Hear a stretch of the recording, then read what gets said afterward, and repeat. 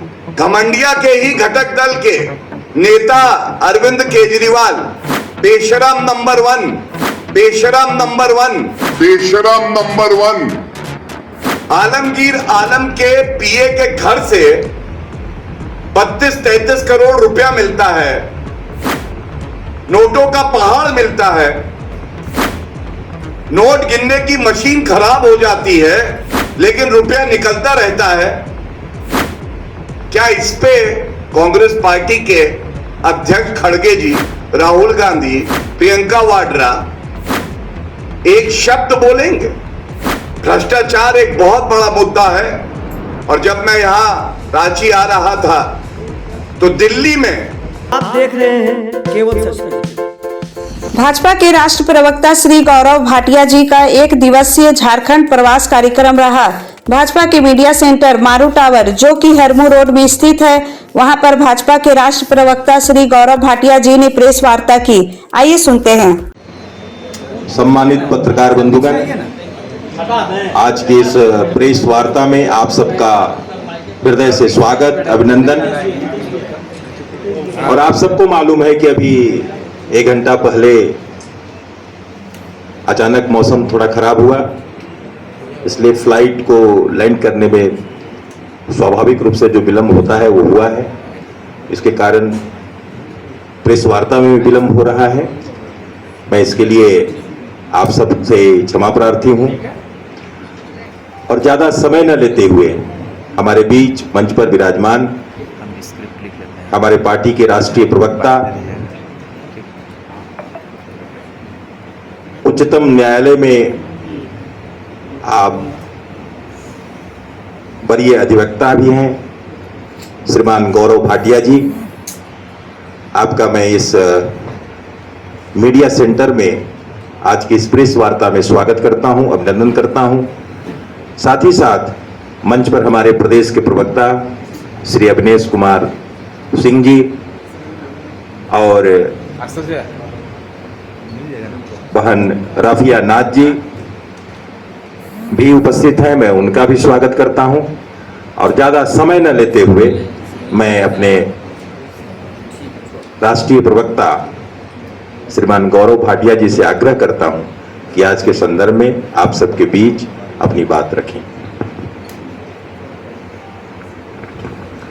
सभी पत्रकार बंधुओं को मेरा नमस्कार। और लोकतंत्र का चौथा स्तंभ कोई है तो वो मीडिया है।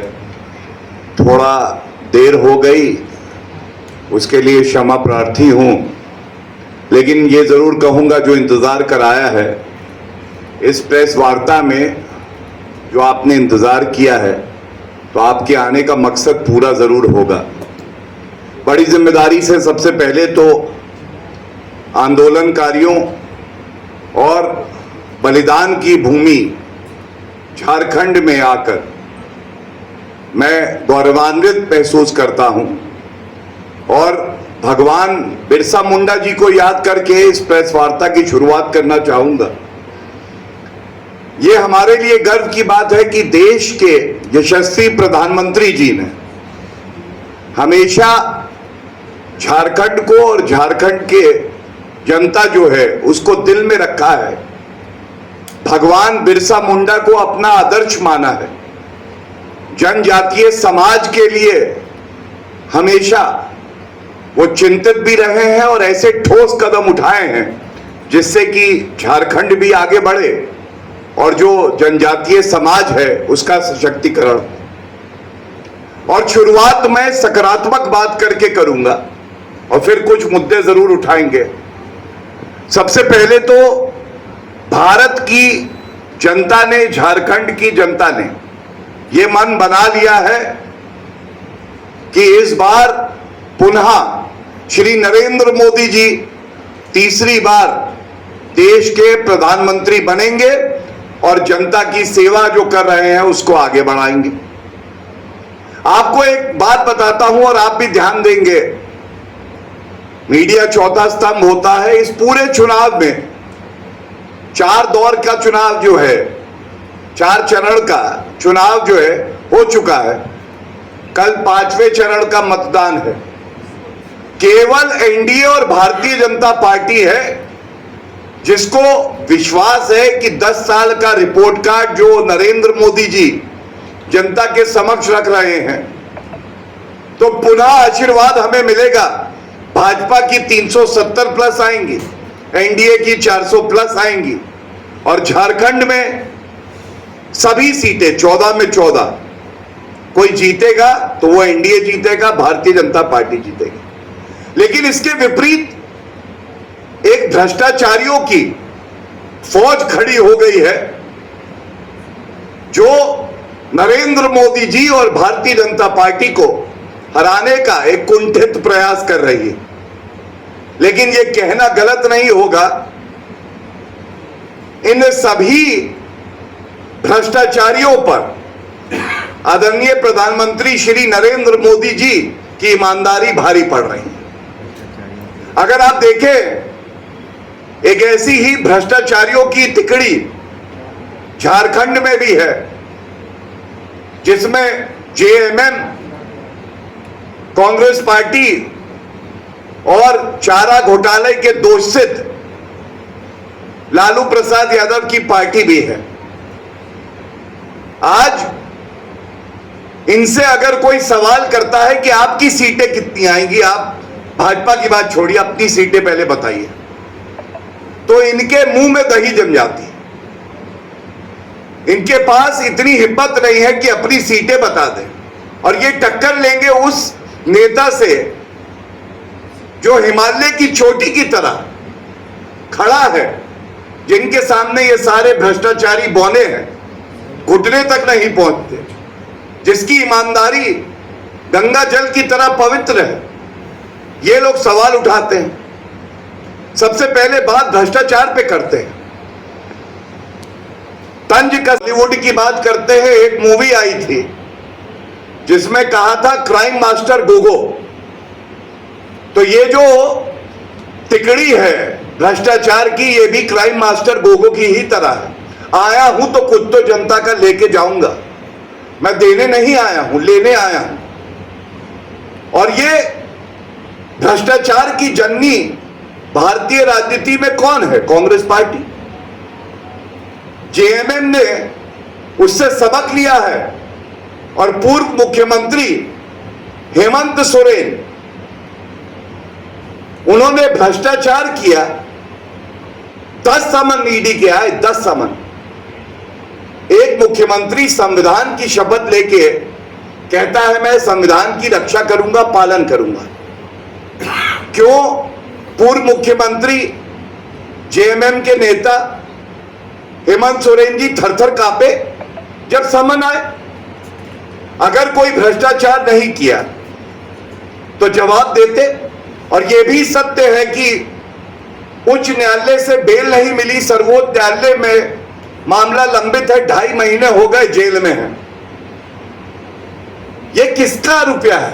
ये जनता की कमाई है, जो अपने परिवार को आगे बढ़ाने के लिए, चाहे कांग्रेस हो, चाहे वो जेएमएम हो, चाहे आरजेडी हो, ये लोग इस्तेमाल करते। और आज सवाल पूछा जाएगा कि ये नीतियां जो है प्रदेश सरकार की, ये झारखंड की जनता के विरोध में क्यों है? चाहे वो भ्रष्टाचार की बात हो, चाहे वो घुसपैठियों का मुद्दा हो, चाहे वो तुष्टीकरण की राजनीति हो, चाहे वो कानून व्यवस्था ध्वस्त है, झारखंड का मुख्यमंत्री मस्त है, ये सवाल यहां पूछे जाएंगे। और क्या ये सत्य नहीं है? यहां पे जमीन एक्वायर करती है प्रदेश सरकार और कहती है ये जमीन जो जनजातीय समाज के युवा हैं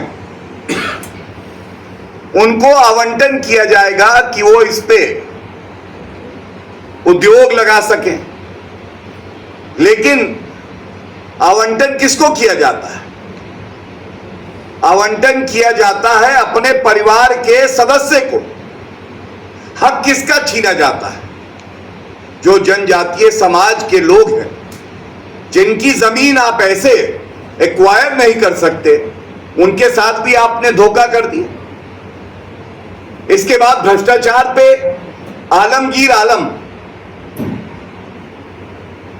क्या रत्ती भर शर्म नहीं बची है भ्रष्टाचारी कांग्रेस पार्टी में? नैतिकता और कांग्रेस पार्टी के भ्रष्टाचारी नेता चुल्लू भर पानी में डूब जाए तो अच्छा है। इस्तीफा नहीं मांगा, राहुल गांधी एक शब्द नहीं बोले, अच्छा वजह थी भ्रष्टाचार के आरोप पर खुद बेल पे बाहर है, सोनिया गांधी बेल पे बाहर है भ्रष्टाचार के आरोप। पूरे विश्व में सबसे ज्यादा भ्रष्टाचारी परिवार, तो एक प्रतिद्वंदिता चल रही है कि वो गांधी परिवार है या सोरेन परिवार है या लालू परिवार है जो 5 बार दोष सिद्ध हुए। और आप सोचिए, ये चिंताजनक है लोकतंत्र के लिए। संविधान की प्रतिलिपि उठाने से संविधान नहीं बचता है, उसके लिए नरेंद्र मोदी जी जैसा व्यक्ति जो कर्तव्य परायण हो, जिसकी निष्ठा संविधान के प्रति हो, संसद में घुसने से पहले मत्था टेकता है, क्योंकि वो लोकतंत्र का मंदिर है। मैं पूछना चाहूंगा, अगर आलमगीर आलम के पीए के घर से 32-33 करोड़ रुपया मिलता है, नोटों का पहाड़ मिलता है, नोट गिनने की मशीन खराब हो जाती है लेकिन रुपया निकलता रहता है, क्या इस पे कांग्रेस पार्टी के अध्यक्ष खड़गे जी, राहुल गांधी, प्रियंका वाड्रा एक शब्द बोलेंगे? क्या चंपई सोरेन जी कुछ बोलेंगे? आपकी कोई जिम्मेदारी नहीं है। और ये क्या दर्शाता है? ये दर्शाता है कि इनका मकसद, जो बात आदरणीय प्रधानमंत्री जी ने हर रैली में उठाई है कि परिवारवाद को आगे बढ़ाओ, अपने परिवार का भला करो, जनता से कोई लेना देना नहीं है। और एक बात मैं वरिष्ठ अधिवक्ता होने के नाते आपको बता दूं, राजनीति करने का है। तुष्टीकरण की राजनीति और घुसपैठिए, हर सरकार की ये जिम्मेदारी होती है कि अपराधी का धर्म ना देखें। और जो घुसपैठिए हैं वो तो इस देश के नागरिक भी नहीं है, वो तो दीमक की तरह हमारे ही देश को खाने के लिए हैं। हम सब जानते हैं कि यूपीए की सरकार 10 साल में, उससे पहले कांग्रेस की सरकार, किस तरह से घुसपैठिए भारत में आए, और उनको आने इसलिए दिया गया कि उनसे प्यार इलू इलू कौन कर रहा था? कांग्रेस पार्टी कर रही। सर्वोच्च न्यायालय ने सर्बानंदा सोनोवाल का केस असम में जजमेंट दिया कि ये देश के लिए खतरा है। एक तो ये जो हमारे अपने नागरिक हैं उनका हक मारते हैं, तीसरा वो संस्कृति के लिए खतरा है हमारे देश और प्रदेश की। और यही कार्य जो जनजातीय समाज है उनका अभिमान, उनकी संस्कृति है।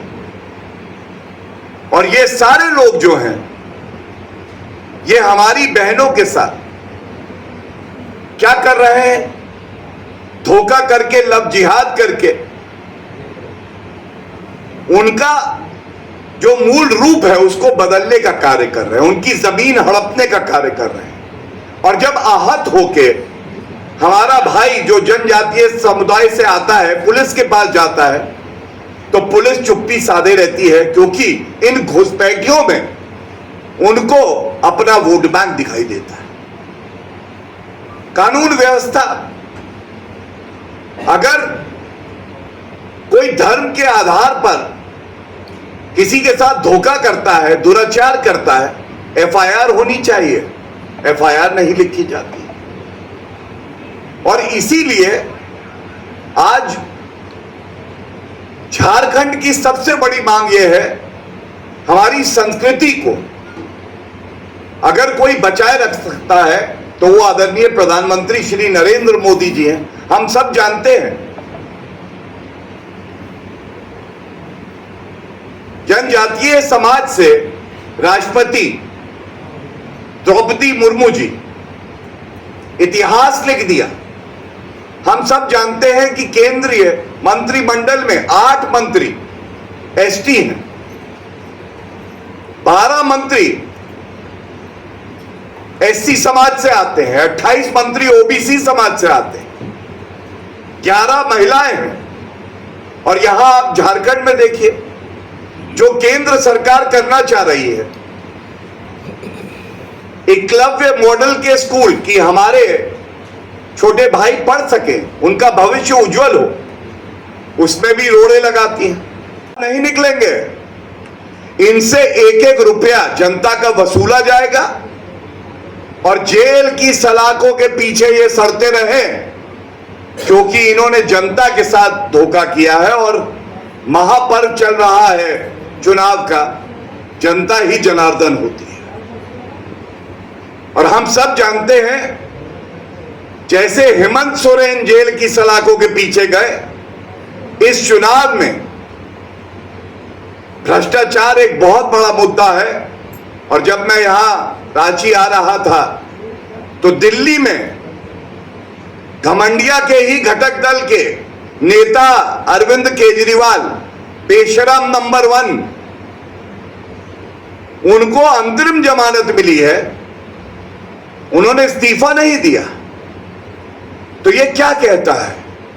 एक तरफ एनडीए भारतीय जनता पार्टी जो ईमानदारी से जनता की सेवा कर रही है, 10 साल सत्ता में रहे हैं, जनता की सेवा करी है आदरणीय प्रधानमंत्री श्री नरेंद्र मोदी जी ने, कोई उंगली नहीं उठा सकता, कोई भ्रष्टाचार का आरोप नहीं लगा सकता। और दूसरी तरफ ये क्राइम मास्टर गोगो वाले, भ्रष्टाचार की तिकड़ी कहूंगा मैं इनको, ये चिंताजनक है। और इसीलिए हमें यकीन है झारखंड की हर सीट पर कमल खिलेगा, एनडीए जीतेगी और 400 का आंकड़ा इस बार 400 पार, ये चरितार्थ होगा।